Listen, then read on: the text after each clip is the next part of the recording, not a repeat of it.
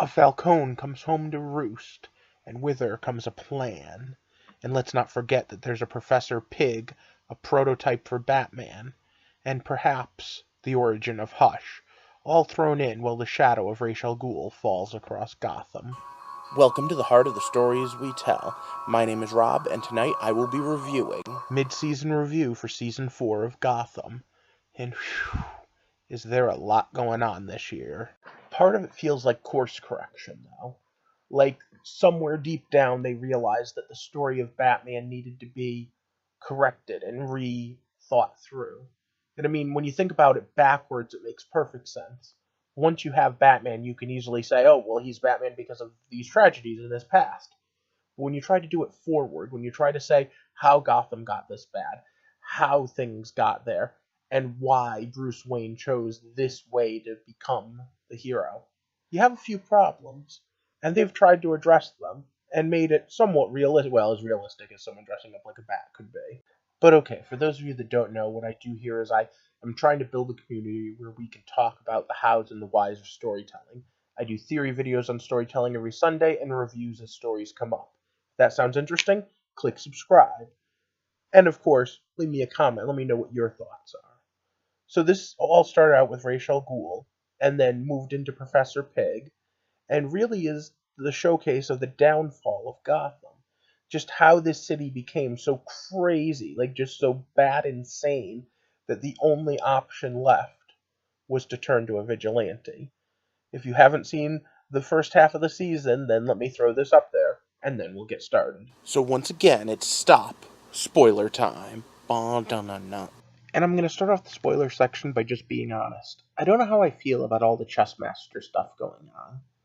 Sometimes I feel like, especially because other shows I review do the same thing, they just, like, it's not so much as good planning as much as it's the writer's going to purposely give you what you need. And I mean, we already had Penguin as such a great villain, and we also had set up such a great moment where we were going to have Ed and Penguin go after each other, that I don't know if we really needed to introduce yet another, oh, everything's going according to plan type villain. Specifically, as Penguin's been going after Marcone, it just feels so, I don't know, tacked on, extendy. I really like the concept of the Marcone characters, but at the same time, the fact that she was willing to have her father killed kinda irks me. And the fact that her plans always come down to just, I know you better than you do. It doesn't feel the same way it did way back when Xanatos did it. It just, I don't know. I like the concept, but not the execution, I guess. Penguin's one of those villains, though, that they don't know exactly what to do with. They've built him up so well, but they don't want him actually ruling the nightlife of Gotham. And I understand that. Part of this is they need to get him up there without actually giving it to him. And one of the big things that means is that Zsasz had to betray him. And as much as I understand that decision on a intellectual level, I really feel like it's unearned. Like, there's no reason for Zsasz to side with her over him. Especially, I mean, what, Zsasz is holding some kinship to her father? I don't know. Meanwhile, we have the Gotham City Sirens that I'm really liking the way they're shaping up. I just wish we got more of it. I'd really like to find out what Ra's al Ghul did with Tabitha. No, not with Tabitha, with Barbara. I want to know more about what's going on with Tabitha and Cat. And, well, I just in general want more Catwoman.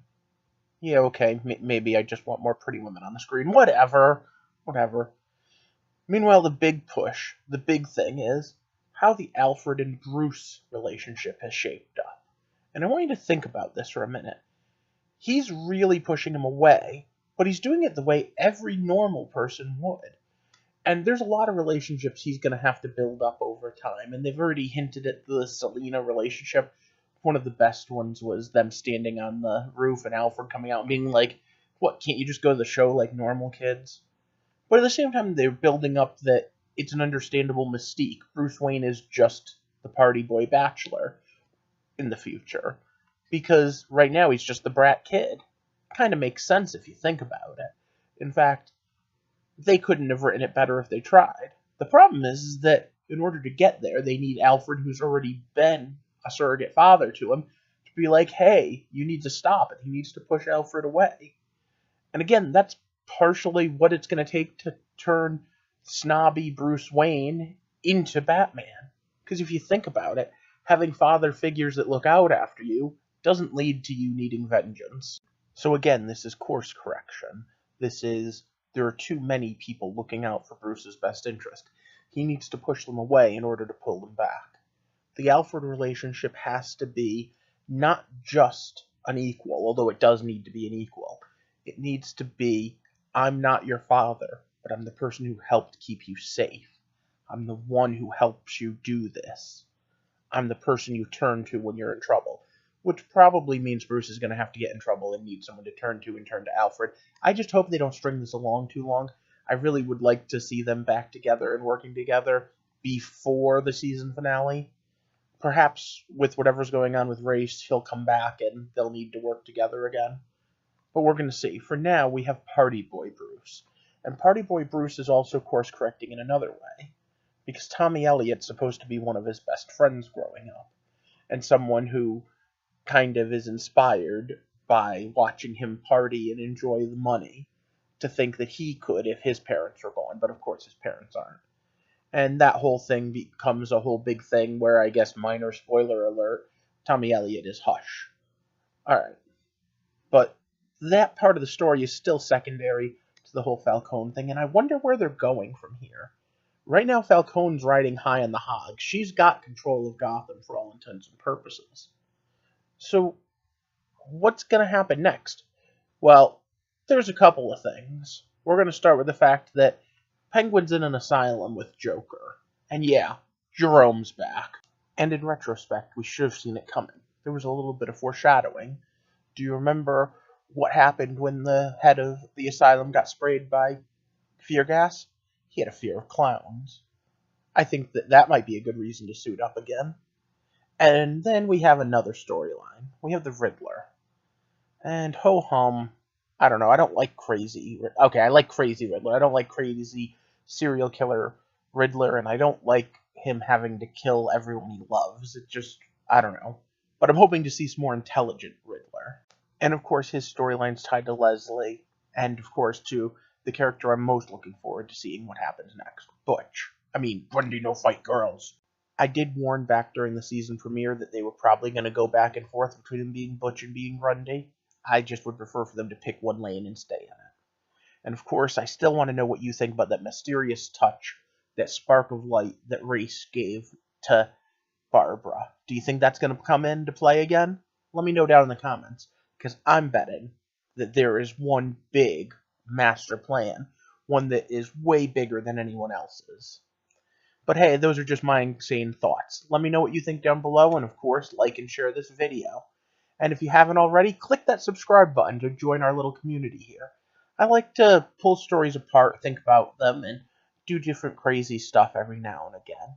I do Throwback Thursdays reviews as things come up, and of course, I do my Sunday theory videos. If that sounds interesting to you, come join us. Right now I'm at 86 subscribers. When I hit 100, I'm going to give away an Amazon gift card to one of you crazy subscribers. For now, though, I hope you have a good night. Join me back here when Gotham returns to see what happened. And thank you for walking with me through the heart of the story we tell.